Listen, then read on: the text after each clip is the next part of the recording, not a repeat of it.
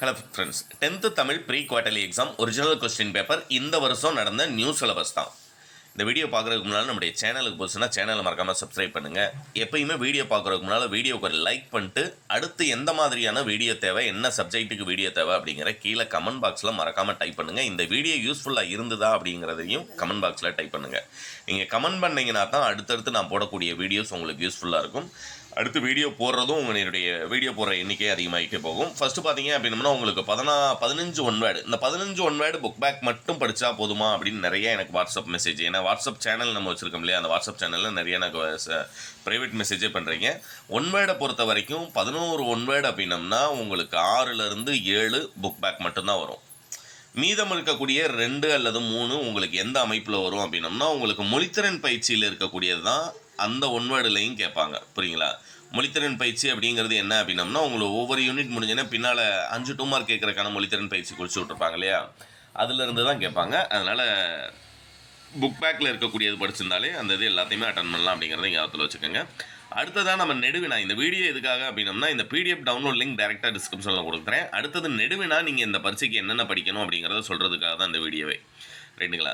நீங்கள் 38ஆம் number question attend பண்ணுறதுக்கு காற்று மாசுபாடு ரொம்ப ரொம்ப இம்பார்ட்டன்ட். இறைவன் இடைக்காடன் என்னும் புலவன் குரலுக்கு செவிசாய்த்த நிகழ்வு, இந்த ஒரு கேள்வி தான் செய்யுளை பொறுத்த வரைக்கும் இருக்குது. அதனால் 100% எந்த டிஸ்ட்ரிக்டாக இருந்தாலும் அந்த ஒரு கேள்வி தான் கேட்டாகணும்.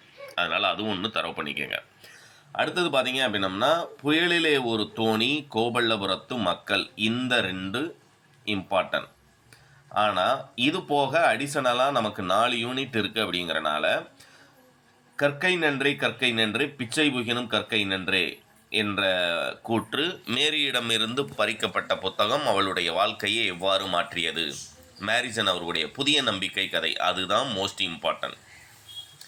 அதனால் நீங்கள் அன்னமையா படிக்கிறத விட புயலிலே ஒரு தோணியும் அந்த மேரிசன் கதையும் படிச்சிருந்தீங்க அப்படின்னம்னா எழுத வேண்டிய ஒரு நெடுவினா உங்களால் எழுத முடியும். அடுத்தது 45ஆம் நம்பர் கொஸ்டினை பொறுத்த வரைக்கும் சான்றோர் வளர்த்த தமிழ் கட்டுரையும் இந்த கட்டுரையும் மட்டும்தான் புக் பேக்கில் இருக்குது, வேறு கிடையாது. அதனால் 100% சான்றோர் வளர்த்த தமிழ் கட்டுரை 1 படிச்சிருந்தீங்கன்னா போதும்.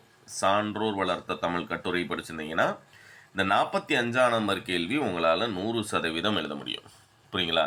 இதில் 100% இதில் இருக்கக்கூடியது அப்படியே வரக்கூடிய 2 நெடுவினா என்னன்றது சொல்லியிருக்கேன். இறைவன் புலவன் இடைக்காடன் குரலுக்கு செவிசாய்த்த நிகழ்வு, புயலிலே ஒரு தோணி, சான்றோர் வளர்த்த தமிழ், இந்த 3 நெடுவினாவும் அப்படியே இந்த வருஷம் நீங்கள் எந்த டிஸ்ட்ரிக்டாக இருந்தாலும் உங்களுக்கு வரும்.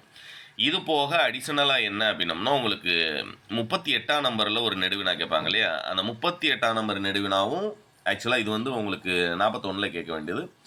நாட்டு வளமும் சொல்வளமும் தொடர்புடையது என்பதை பாவனார் வழி நின்று விளக்குக, இந்த ஒரு கேள்வியும் மொழிபெயர்ப்பு கல்வியும் படிச்சிருந்தீங்க அப்படின்னம்னா 4வது நெடுவினாவும் அட்டன் பண்ண முடியும். ஏன்னா 38 42 43 44 45 38 43 44 45 4 நெடுவினா கேட்பாங்க.